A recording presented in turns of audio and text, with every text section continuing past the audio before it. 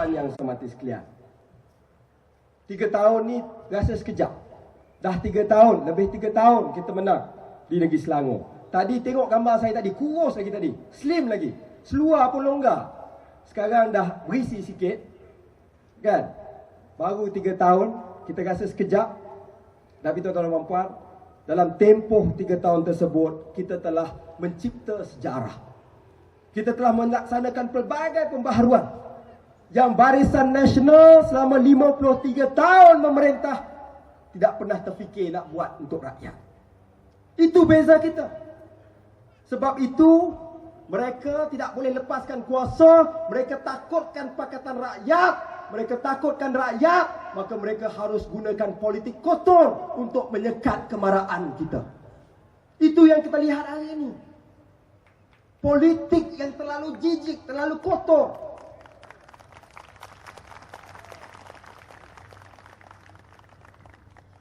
Oh, saya mengumumkan ketibaan Tuan Haji Muhammad Sabu, penceramah yang kita tunggu-tunggu pada malam ini, abang mak kita.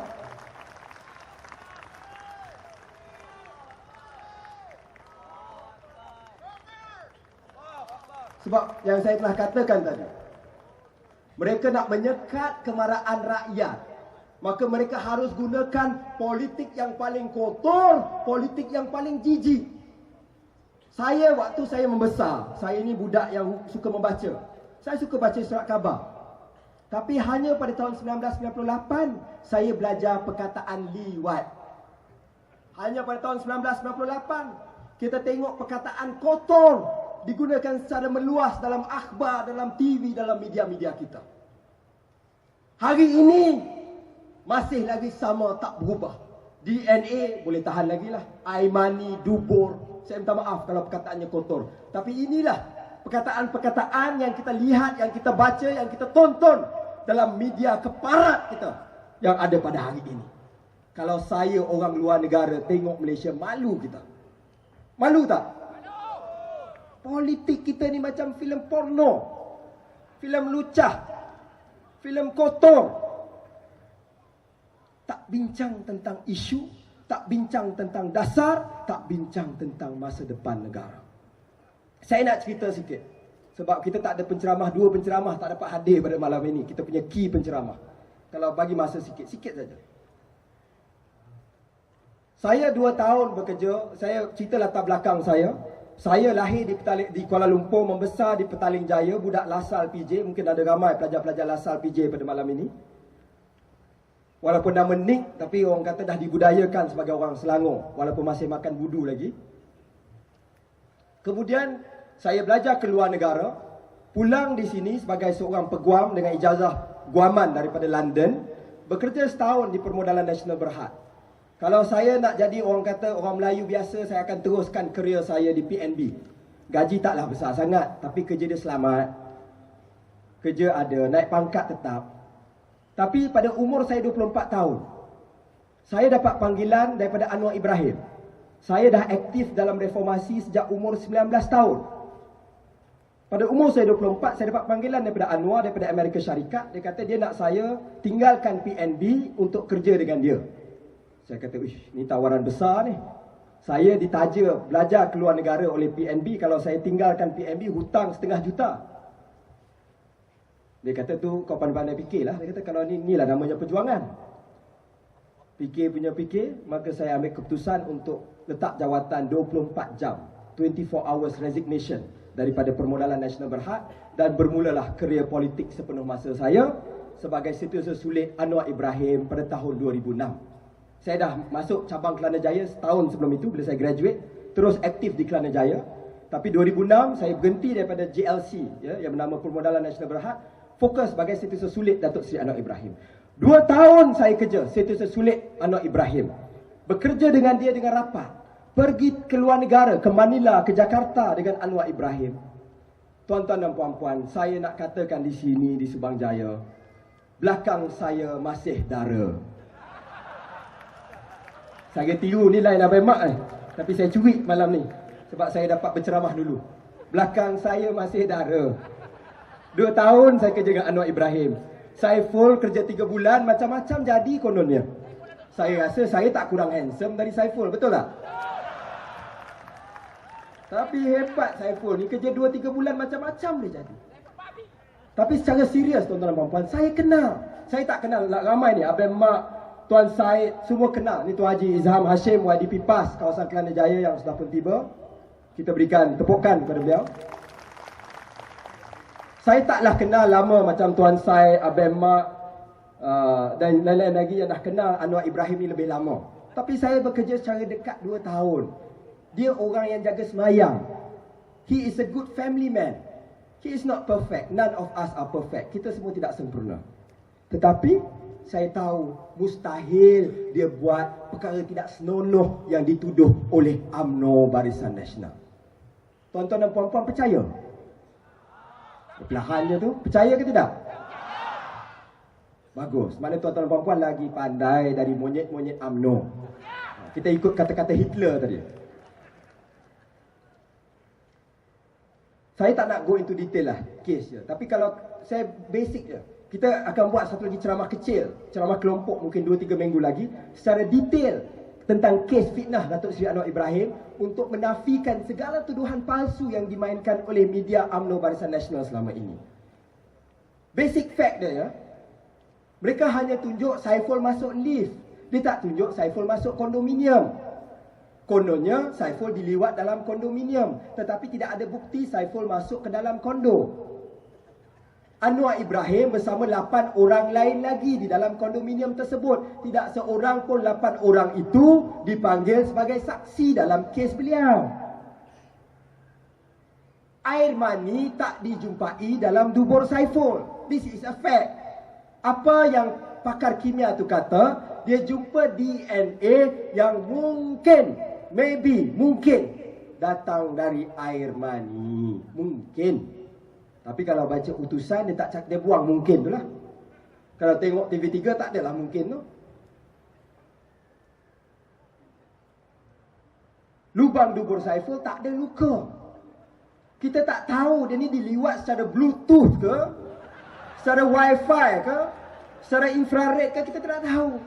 Tapi kalau tengok bukti yang nyata depan mata kita, Saiful ini tidak diliwat. Sekarang kes video. Timbul je. Kawan wartawan saya telefon, orang reformasi. Dia telefon saya. Dia kata dia dengar ada siaran video Datuk T di Karkosa Seri Negara. Tentang Anwar buat seks dengan pelacur Cina.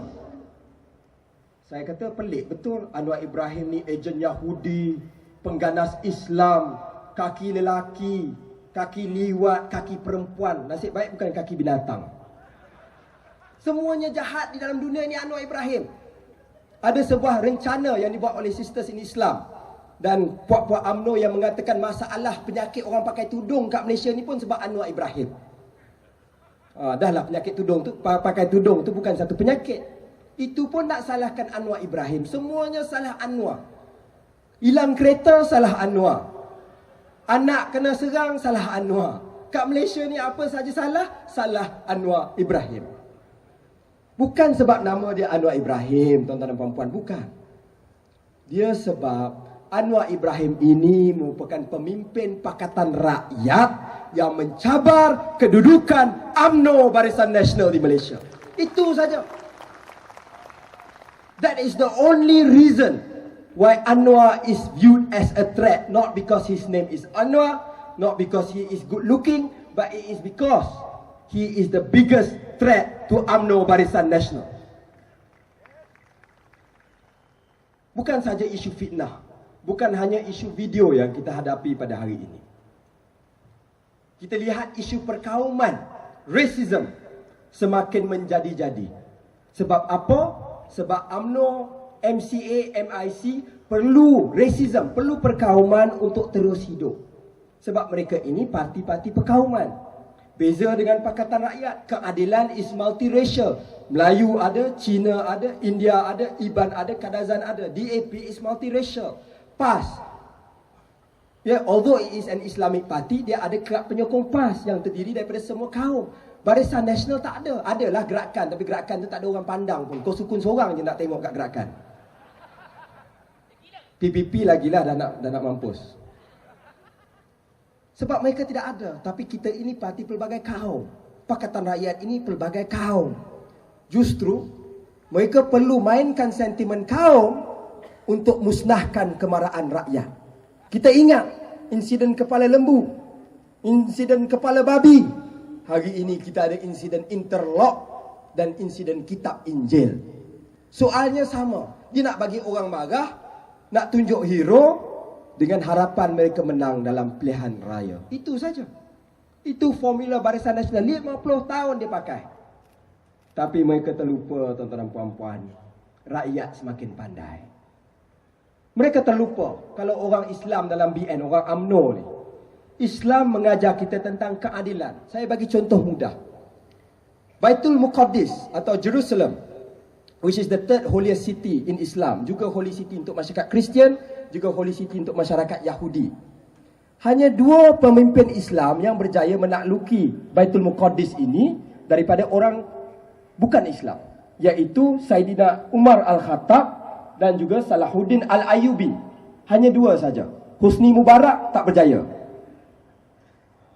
Umar Al-Khattab, when he conquered Jerusalem, he was invited by the Patriarch of the Church of the Holy Sepulchre to perform his prayers in the church. Dia dijemput oleh ketua masyarakat Kristian di Baitul Muqaddis untuk bersolat di dalam gereja. Kerana ketua masyarakat Kristian kata, kami hormat kamu sebagai pemimpin negara. Apa kata Saidina Umar Al-Khattab? Dia kata, saya tidak ada masalah. Tetapi saya khawatir sekiranya saya solat dalam gereja ini, orang Islam yang datang kemudian akan menganggap bahawa mereka boleh ambil alih rumah ibadat bukan Islam sewenang-wenangnya. Justru izinkanlah saya solat di luar agar kita tidak menimbulkan salah faham. Orang UMNO buat macam ni. Orang UMNO ada akhlak tinggi macam Saidina Umar, Rahim Tambici macam ni. Kita tengok Salahuddin Al-Ayyubi. Waktu itu waktu Crusades, dia berperang dengan tentera salib. Tapi kalau kita tengok dalam movie, termasuk movie Hollywood, Kingdom of Heaven. Saya dah lama tak tengok wayang sejak jadi YB lah. Tapi kalau kita tengok wayang Hollywood, Kingdom of Heaven, yang bukan dibuat oleh orang Islam, dibuat oleh Hollywood. Dalam movie itu pun digambarkan ketinggian budi Salahuddin Al-Ayyubi. Walaupun dia berperang dengan masyarakat Kristian, because he fought on the basis of humanity. Dia menunjukkan contoh yang baik, sehingga musuh utama dia, Richard the Lionheart daripada England yang memimpin tentera salib, mengatakan, my most worthy opponent is Saladin atau Salahuddin Al-Ayyubi. Sebab dia tunjuk contoh akhlak yang baik. Bila dia berperang, dia tidak hina perempuan, dia tidak membunuh perempuan, tidak membunuh kanak-kanak. Dia menghormati banduan, dia menghormati rumah ibadat. Ada satu scene dalam Kingdom of Heaven apabila salib itu jatuh di dalam sebuah gereja ke lantai. Maka Salahuddin Al-Ayyubi ini turun dan mengangkat salib tersebut dan meletakkannya di tempat yang baik. Saya tak tahu ini insiden betul ke insiden filem Hollywood.